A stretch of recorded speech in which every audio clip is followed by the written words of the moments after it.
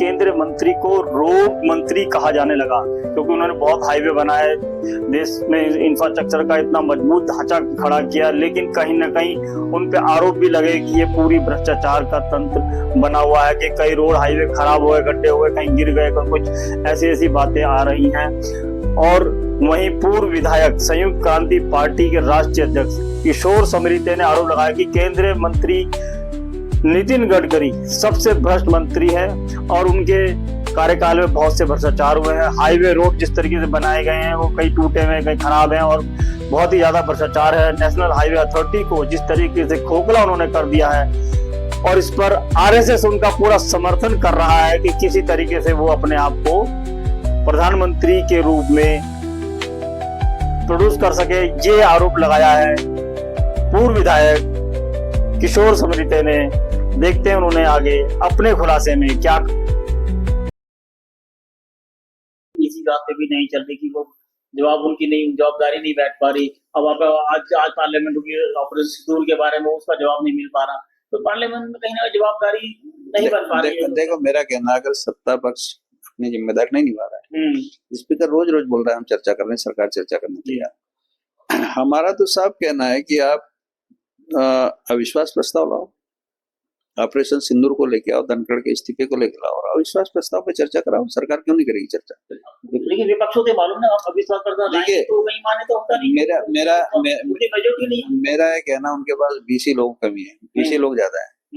अब आप बिहार के इलेक्शन कमीशन की वोटर लिस्ट को लेके अगर आप बात करोगे तो भी तो नाम जुड़वाने, नई मतदाता सूची के प्रकाशन की बात चल रही है, आप उसको लेके सदन में अगर काम करोगे, आप टू द पॉइंट बात करो ना, धनखड़ के इस्तीफे पे बात करो, ऑपरेशन सिंदूर पे बात करो, इलेक्शन कमीशन की तानाशाही पे बात करो, पूरे देश को लेके बात करो, तो सरकार सुनेगी आपकी बात, जो होगा देखा जाएगा। एक चीज और कि मैंने जैसे पहले शुरुआत में कही थी कि वो अलग दिशा में काम कर रही है। इंफ्रास्ट्रक्चर पे सरकार फेल हो चुकी है।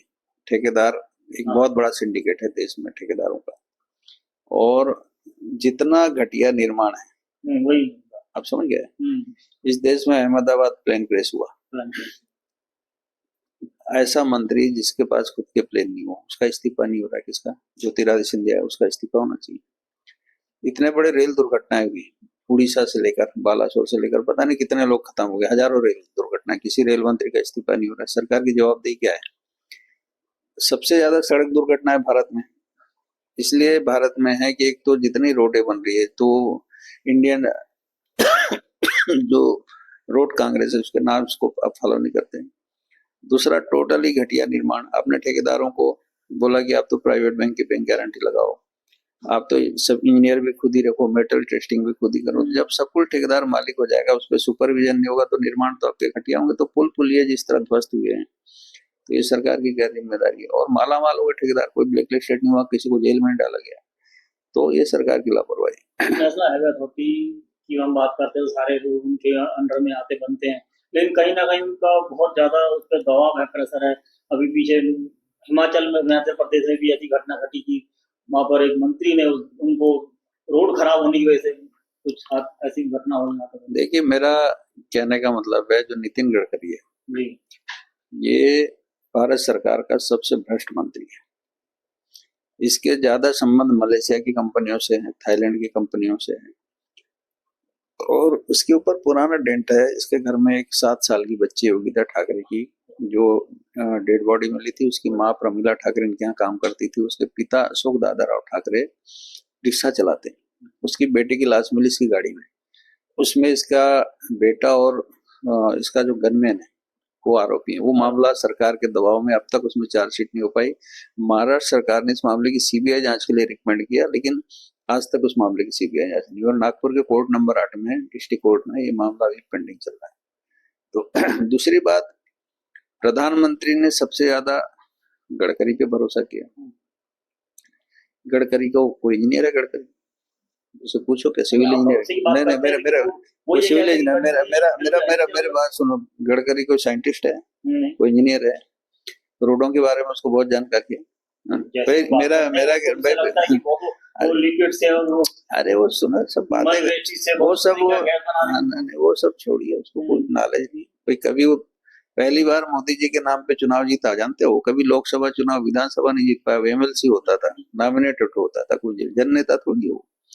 तो सरकार को सबसे पहले नितिन गडकरी से इस्तीफा लेना चाहिए।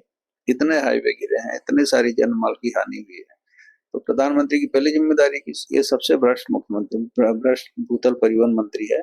और कई कंपनियों को, जैसे इनोवा का BS6 मॉडल इसने करोड़ों रुपए लेके उसको अप्रूव किया है, आपको नहीं पता। ऐसी बहुत से वाहनों की जो कंपनियां हैं उसको इनने जिस तरह का क्लीन चिट दिया है, तो भगवान ही मालिक है। तो इसने भूतल परिवहन मंत्रालय, नेशनल हाईवे अथॉरिटी को बर्बाद कर दिया इसने। मतलब ये भी लगता है कि टेस्ला को इन्होंने दिया था अपनी गाड़ी की जगह, तो पीएम ने कहीं ना कहीं देखो टेस्ला, मेरा कहना टेस्ला उसला छोड़ो, है ना। भारत अब बड़ा दुनिया का व्यापारिक हब है ना, और भारत वो देश नहीं है कि वो ताबीज बेचता हो, सांप पकड़ने और बिच्छू के मंत्र वाला नहीं है। वो दौर खत्म हो गया है। अब भारत में बड़ी बड़ी टेक्निकल और बहुत सारी चीजें हो गई, भारत तक काफी आगे बढ़ चुका है, दुनिया भी अब भारत का लोहा मानने लगी। तो प्रधानमंत्री को लेके जिस तरह नितिन गडकरी माहौल बना रहा है, RSS माहौल बना रहा है, पोजीशन माहौल बना रहा है, मेरा कहना भारत का प्रधानमंत्री है, जनता का चुना हुआ है। RSS कहने पे इस्तीफा देने लगा, अपोजिशन के कहने पे इस्तीफा देने लगा, या गडकरी कहने पे इस्तीफा देने लगा, तो फिर देश तो चल पड़ा। फिर तो वो दौर आ जाएगा जब देवगौड़ा और गुजराल और VP सिंह के बाद ये 5 साल में 5 प्रधानमंत्री बदल गए, तो वो स्थिति नहीं बनना। स्टेबल गवर्नमेंट है। प्रधानमंत्री को जन भावनाओं का सामना करते हुए, जनता का सम्मान करते हुए काम करना चाहिए, और अपनी जवाबदारी देख के जो जनता जो चाह रही है, भारत की जनता चाह रही है कि आपने ऑपरेशन सिंदूर में क्या किया, उसका जवाब दो। धनखड़ का इस्तीफा क्यों लिया प्रधानमंत्री जी, उसका जवाब दो।